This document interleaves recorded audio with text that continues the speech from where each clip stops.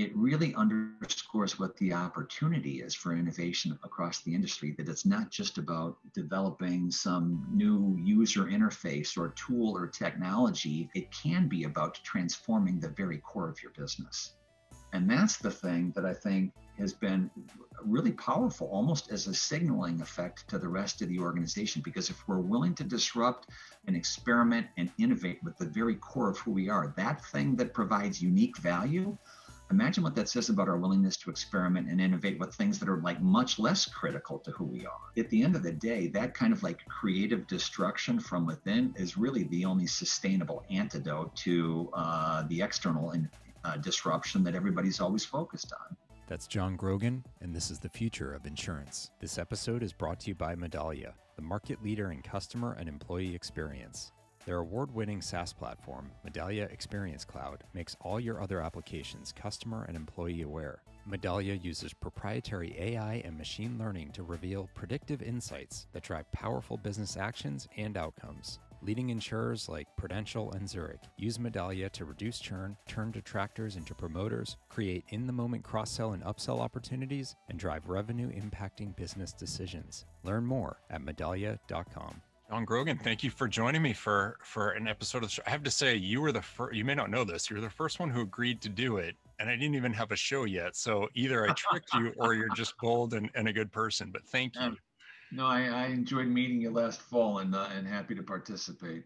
Excellent. Well, so speaking of last fall, so we did a fireside chat for an industry conference for Reuters, and you said a few things that really struck me and stuck with me. Partially because, well, frankly, I'm not a life or health or disability or benefits guy, aside from being a consumer of them. So it's just interesting from that perspective and hearing new things.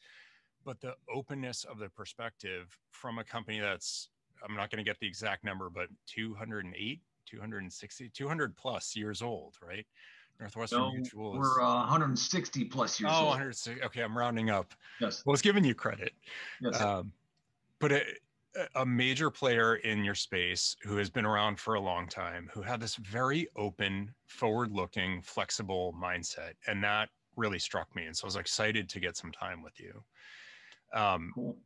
And that's the kind of stuff I want to talk about. So I mean, to jump right in, there are a lot of dynamics, obviously with COVID, but more broadly that were sort of brewing in the industry to begin with. What are some of the major pressures or shifts or drivers of the shift that you're seeing in your space?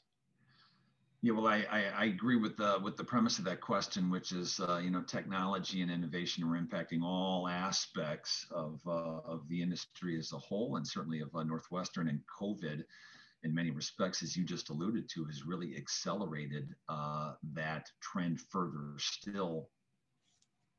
And when you think about like the impact of the pandemic, I would say that it's been profound for many industries, well beyond the insurance sector, for instance. But within our industry and at Northwestern, it's absolutely accelerated the transformation of our business that was already underway pre-COVID, and created even greater urgency around that. And I think that's healthy. I think that's positive.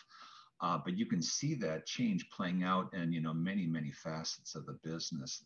Some of the obvious ones around enabling our entire workforce to be now connected virtually and to be finding ways of connecting with and engaging with employees.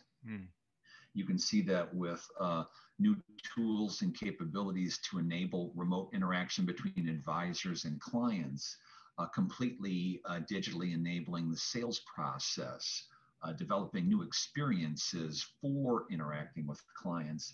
And you can also see it in the transformation of back office processes like underwriting. And this is one of the things that you and I spoke about last fall. There's been this industry-wide commitment, and certainly at Northwestern as well, to fundamentally shifting the paradigm of life insurance underwriting. And that capability of developing an accelerated underwriting model was absolutely critical for us during COVID, when many of the historical inputs into the traditional underwriting model, like paramed exams, for instance, were simply not available. So completely agree with your question. Broad change across the industry occurring pre-COVID, that COVID has only accelerated further still. Yeah. I think it's interesting in your spaces in particular, where it's not just the underwriting process, but the nature of the sales process. The nature of it is very relationship driven, more so I think than PNC, and very much in person. You sit down with your financial advisor, you sit down with your life agent, to talk through these things in a way that I think we think about happening on the PNC side, but not as much as it used to. That's still been the paradigm in life and disability and benefits and retirement planning and all those things. So huge shift to just the day-to-day basic way the industry generates revenue. Completely agree. And just to be super clear on this, we are a big advocate on the importance of a personal advisor to this process. This is not a robo-directed process, but to your point, during COVID, when you couldn't be meeting face-to-face with people, we needed to find ways of making that digital engagement very real and very relevant. And it's been super interesting to see how well our field embraced that model and how well clients responded to it. And the long and the short of it is our field productivity and our overall volume of business was up significantly last year, despite all of the sand that was kind of thrown into the gears of that traditional model. Just really interesting to see how both, again, consumers and advisors navigated a completely digital process. And they did so at much higher volumes than they had previously done in the direct face-to-face in-person experience. So I'm curious about two things in that. One was, are these things you were looking at before? And I think something our industry gets panned for is, well, we're so slow to change. You couldn't be slow if you wanted to survive, because it would mean you have no new business or growth in 2020. So were you surprised by the speed with which these things actually came to market? And were you looking at them before, or was this sometime in March, we have to figure this out and get it live quickly? Yeah, no, it was more the former. These were capabilities that we had enabled previously, but like anything, it's not just about the tool, the technology, or the capability. It's about the change management that it requires to embrace it. And for folks who are veterans in this industry, who'd been, operating with a certain paradigm and model for, 10, 20, 30 years, they weren't necessarily going to embrace this completely virtual way of connecting with clients until they had to. And when they did it, it was really interesting to see how their productivity actually increased rather than the opposite. So I said there were two questions. That was the first one. The second one, one day when things are open and free again, you think people are going to go back, or you think this shifted the perspective on what the engagement could be, including from some of the most against that change in the first place? Do you think that this is shifted permanently? Yeah, one man's opinion here, right? Because who knows? There is so much about pre and post COVID that's yet that the history books have simply not yet been written on, right? But my opinion on this is that it's hard to imagine many aspects of the change that have been brought on by COVID simply going back to their prior state. And I frankly think, to this earlier point about the change management element of the way we've all embraced these capabilities, I think advisors that were resistant to that pivot, let's just call it, have seen the benefits of it, and they're probably going to be the ones who want to continue it rather than going back to the in-person sitting across the conference table model for interacting with clients. And it saves the client the trouble oftentimes of coming into the advisor's office as well. So hard to imagine that this is going to be shifting dramatically back, but at the end of the day, it has to be interaction that's personalized, that's relevant, and that provides value to the consumer. Because if that's not happening, trust me, the model's going to be shifting again. Yeah. I mean, I know for myself, I used to have to take a half a day off for that, Yeah, when we come in for the meeting. And now it's like I can fit in 30 to 60 minutes over Zoom without having to factor in travel and anything else. that's exactly right. Yeah. Yep. So the other piece that I was wondering about is not just the sales side, but you mentioned the back office and the underwriting. I think when we weren't recording before, I'd mentioned a life carrier I talked to that had something like 15,000 policies stuck in underwriting because they couldn't get the blood work done and the other medical pieces of the exam. And so when I asked what they were doing about it, they were like, well, we're hoping we can start to get that stuff going again soon. It's like hope is not a tool for underwriting. Again, Right. the shifts you've made there, and I know you've talked about some are like underwriting thresholds when you would or wouldn't require them. What sort of solutions you've been bringing in, but also were they in flight beforehand and then amplified, or it was we got to figure this out and figure this out fast? Yeah, so there's a tremendous amount to unpack as it relates to the development of accelerated underwriting and its relevance in this COVID model. And we could, frankly, we could spend this entire podcast on that topic, and I wouldn't mind it because it's a fascinating topic. But I might just start with to your earlier point about like change, disruption, innovation in the industry. I think accelerated underwriting and what that means is a great metaphor for that change happening more broadly across the industry. And here's why I say that. I'll use our company, Northwestern Mutual, as an example to make this point. Life insurance underwriting is absolutely critical to who we are. It drives our mortality experience, which in turn significantly contributes to product value to our clients. And we take tremendous pride in our underwriting, the value it provides, and it's something that we believe strongly, frankly, that we're like uniquely good at.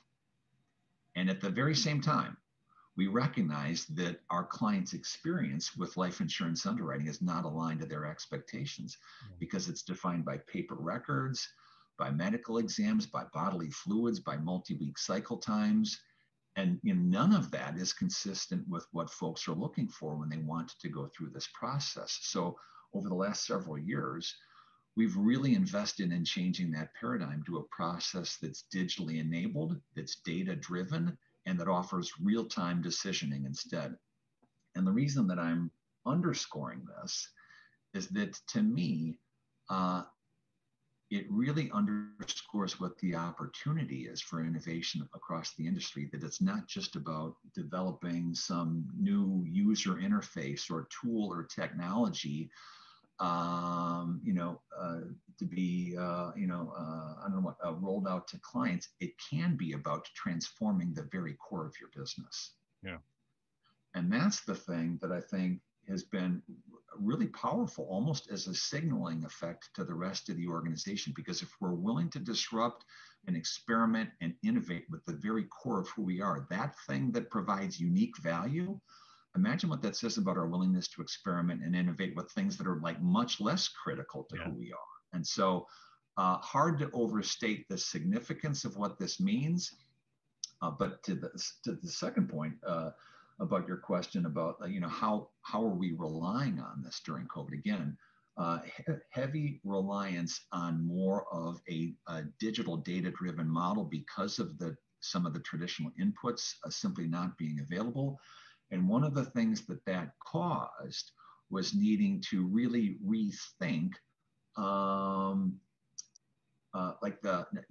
the standards for underwriting. Our standards, I would say, have not changed. And frankly, we have extremely high standards for life insurance underwriting, which is one of the reasons that we have such strong mortality, but rather rethinking the inputs into that process, and frankly, rethinking the process itself and constantly calibrating these to what was like in February of last year. We simply didn't know it. Yeah. And by April or May of last year, it was hitting everybody collectively in the face to say, okay, here's what we understand about these emerging risks from COVID in the marketplace. What does that suggest about new things that we need to be doing very specifically to our underwriting models to account for that? And maybe just go even one click deeper on this. I think other carriers that might be participating in or listening in on these kinds of sessions, I think they'd probably agree with this. In the early days of COVID, this was pretty daunting to the industry. And I'll just say from like Northwestern Mutual's perspective, we're the leading writer of life insurance in the United States. And here we are in mid to late March, staring into the abyss of this emerging global pandemic and wondering what's the other side going to look like? And what does that mean for the risks of our business?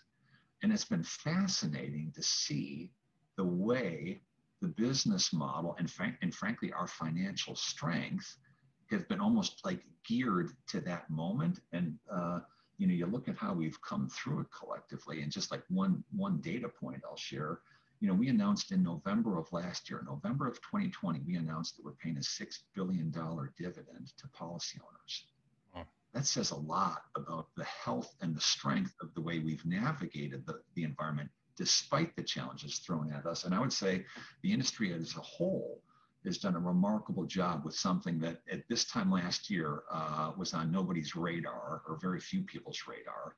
And during the year was extremely problematic or disruptive for the way business needed to be conducted. Yeah, you said something that really resonated with me around being willing to rethink, to disrupt, to change your approach in the arguably the most critical core aspect of your business, and the culture shift that resonates too. Because I think when people hear innovation, or they think about responding to the lockdowns and, we have to, virtualize our workforce. And these are all important things, but each one of them is sort of a tech-based point solution to keep the lights on, versus we can look at it as that and keep doing what we've been doing with some enablement. Or is this an opportunity to rethink why we ask this question, or our approach to this, or why we think we have to do it this way, and not refactor our entire approach to it? That changes your employees' mindset day to day if you allow it to. I don't think you can undersell it. Yeah, there's no question that this goes to the very core of who we are as a company, and it casts and it frames the appetite for innovation in a much more fundamental and a much more strategic way than simply some new digital capability that's introduced that sits kind of on the periphery of your business. Yeah. And because of that, I just think it like I said earlier, I think it is a metaphor more broadly for the change and the disruption and the transformation that's occurring within the industry. And this goes to this notion too, by the way, I would just say this goes to the heart of this notion of not looking at disruption and innovation through the lens of what's going to be occurring to us from outside, i.e., the tech disruptor or the startup, or a new healthcare scare, or new regulatory risk, whatever that something external is. I'm not saying that there's not risk in that. There is.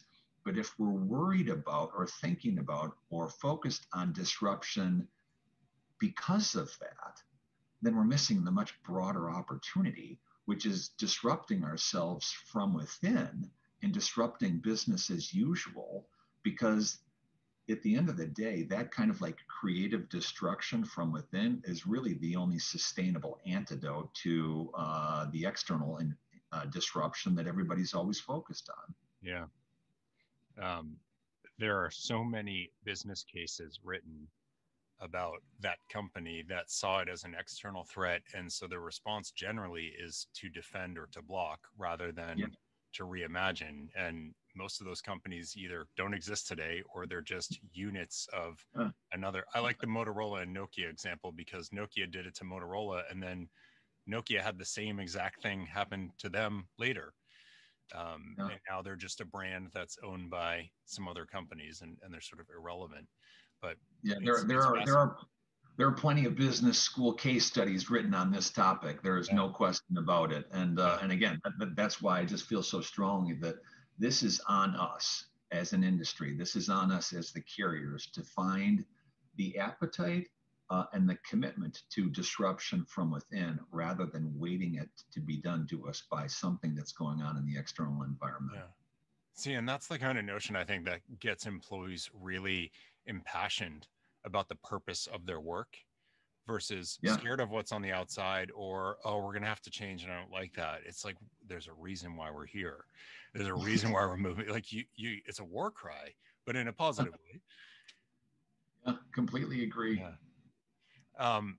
Something you mentioned, and I think this all fits together, is what this means for some of what could be seen as a threat from the outside, the startups that are out there. And again, going back to our last conversation, you did bring this up, is you have a balance sheet that you can use to invest in and play around with and test things, to partner with people, to see things that others may view as the enemy, the competition, the new startup who doesn't understand that we just need to put out a business, versus what can we learn from them? How can we work together? And that mindset was, well, I think it fits really well with the lines we were just talking through about that sort of cultural cry about changing our fundamentals. Can you talk a little bit about some of the things you've done with some of these startups, or the mentality and how that extends?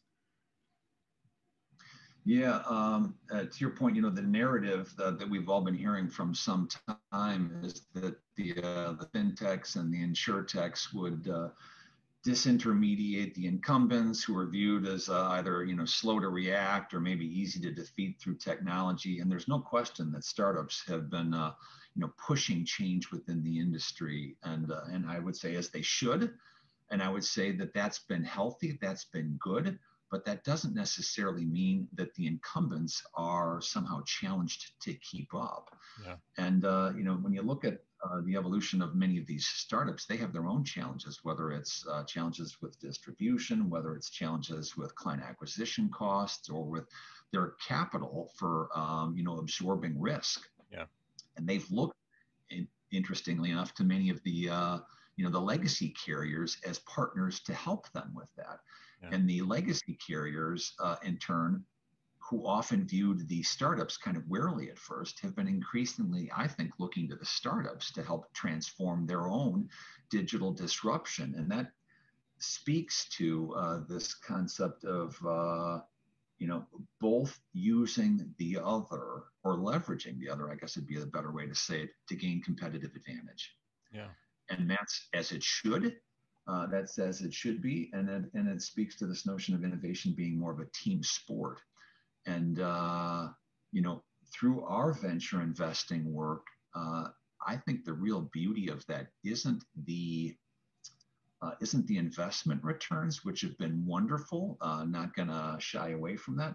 But the real beauty of the venture investing work that we've done is that it gives us insights into these emerging trends and technologies that are relevant to us and the future iterations of our business. And it's opened the door to a whole host of strategic partnerships that we need to and want to embrace. And so, to me, I don't think it's about the startups having the magic recipe for disrupting the incumbents.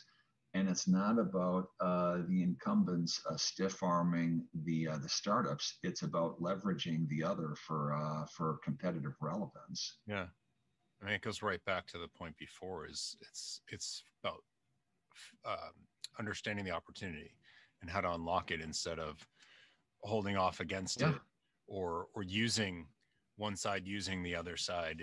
You do a lot more than 1 + 1 = 2 when you can partner up and find how to unlock assets on both ends.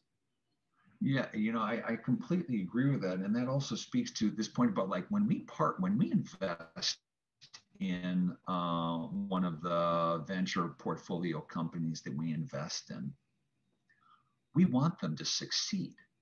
We want them to succeed, not just because we've invested in them, but because the capability that they're developing is relevant to us. And if it wasn't, we wouldn't be investing in them, right? And by virtue of that, we want to show up really as a strategic partner to them to help them advance their business. And by approaching the startup as how can we provide value to you and your business, it's helped really build the brand and the reputation of our venture investing team, which in turn, among the startup community, and that in turn, interestingly, has resulted in access to deals that are often extremely competitive in the marketplace. So this isn't about, again, kind of like using the other. It's about working with the other for mutual benefit. Yeah, there are examples of that on the PNC side, and funny enough, another Wisconsin company, American Families, has sort of positioned themselves in that way in the venture space in PNC, and it's gotten them access to some fantastic startups. So I think there's proof all around us that that mentality works out in a very broad way and gets you the better deals and the more exciting opportunities that can unlock even more for you. Yep, I completely agree. Yeah. So I imagine you're biased on this, which is okay. It doesn't mean it's wrong, but your role, it's the marriage of the innovation and the product side, which seems actually really obvious in a lot of ways, but innovation can sit in many different places. I love the idea that, well, why wouldn't we want to pair that with the products we're offering? I know, like you should want it to be the right answer because that's your job, but I find innovation can be stuck in some companies where it's, someone who's put out to pasture till they retire, or it's this awesome thing over on the side that never actually gets to throw anything over the wall for the business to use, or they struggle in that. And then I find some examples where it's married with a core piece of the leadership of the business. It obviously it can work and it can succeed in either case. It all comes down to the execution. How did that come to be at Northwestern, and how critical do you think that is to being able to move forward and have this mentality?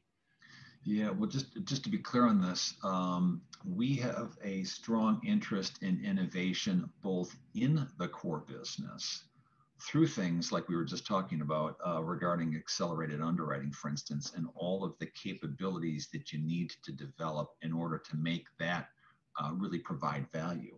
So innovation in the core, and then innovation well beyond the core business and what the future of the business might look like, right? So it's not one or the other, it's both.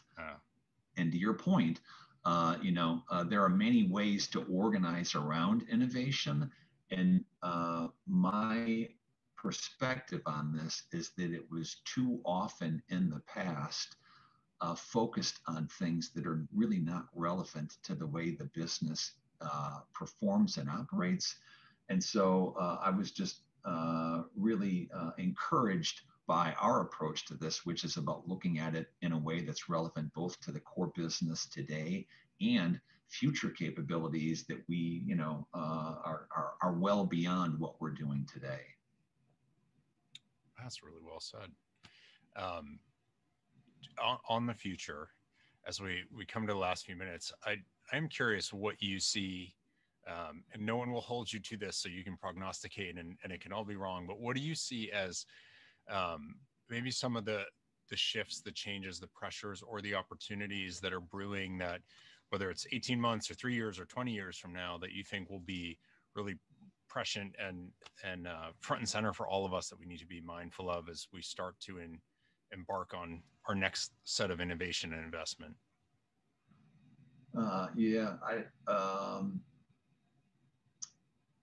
Hard to answer what comes next, I think is in a sense what you're asking, right? Because frankly, there's so many things about the COVID model that it's difficult to predict where that's heading after that's all behind us. But there are some things that I would just offer are pretty clear. The trend line is not going to just somehow like magically reverse.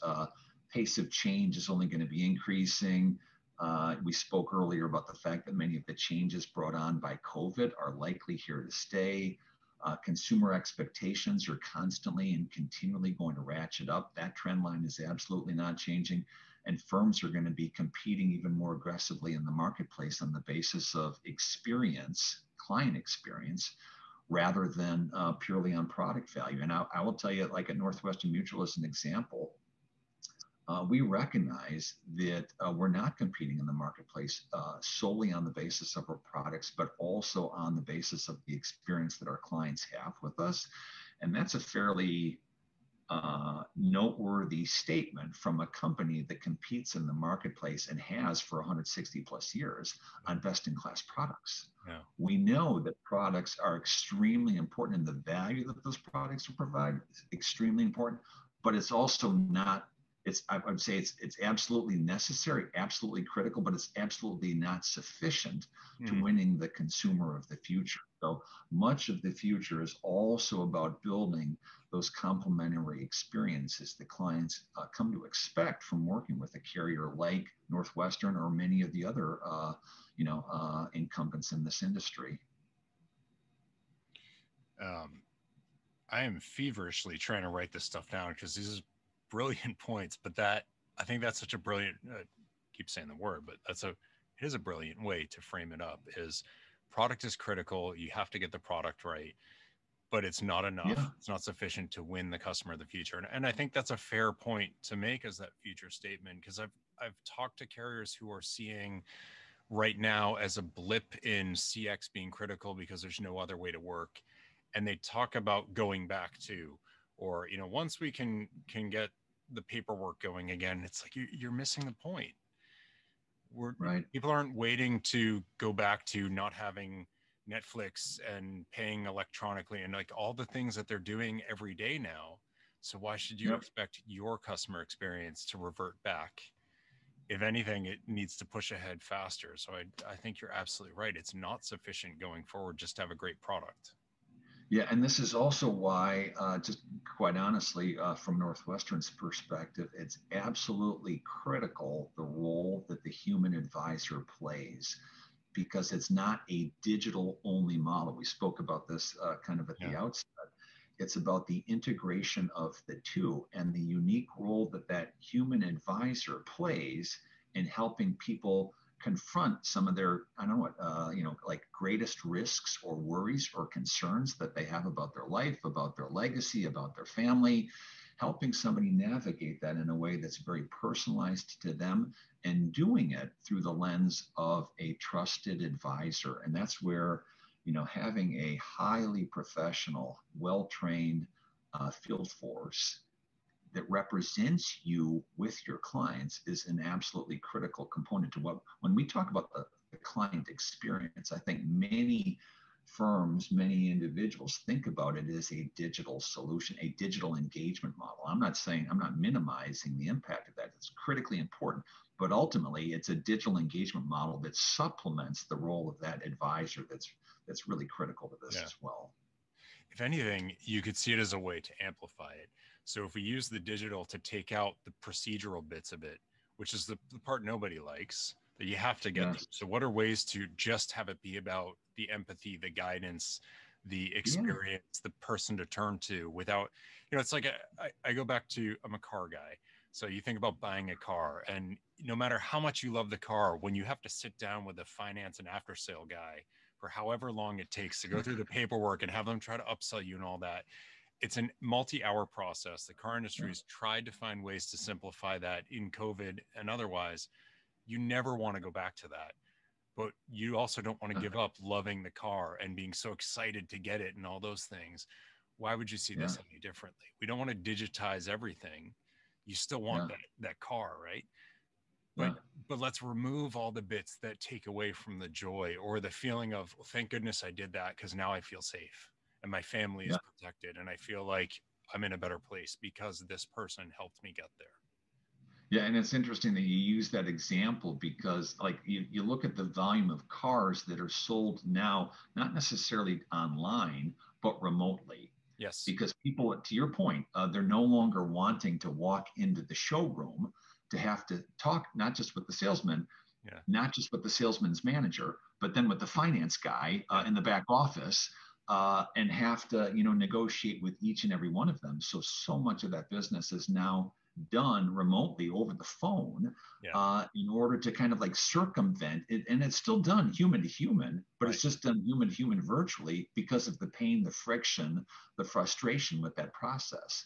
thank God, our industry is not in that position. And we're really focused on kind of like leveraging the value of the human to really help people achieve their life goals. Yeah. Oh, that's really well said. John, fantastic point to end on as well. You have given some beautiful thoughts about, I think, the culture, the leadership, the guidance that we need to have front and center. And you didn't go into, it's this piece of technology, it's that tool, which I keep telling people, it's not about what cloud solution are you on or what, phone or what, none of that matters. You need all those things, but that's not the relevant bit. So going back to your point in the core and how we look at opportunity, it's a much bigger issue, innovation, than what tech we deployed for this one little thing over here. So I really appreciate that perspective. Completely agree. And I got to tell you, Bryan, I really enjoyed the time. So thanks for inviting me onto the program. Excellent. Great. Thank you so much, John. Enjoy the rest of the day. Thanks. Hey, big thank you to John. He's got such a great energy. I love this. And he's not afraid to try to push things and try to change things, even in a company that's been around for a long time, that is well established, is highly successful. They have all of the ingredients to say, no, we're good. We're doing things right.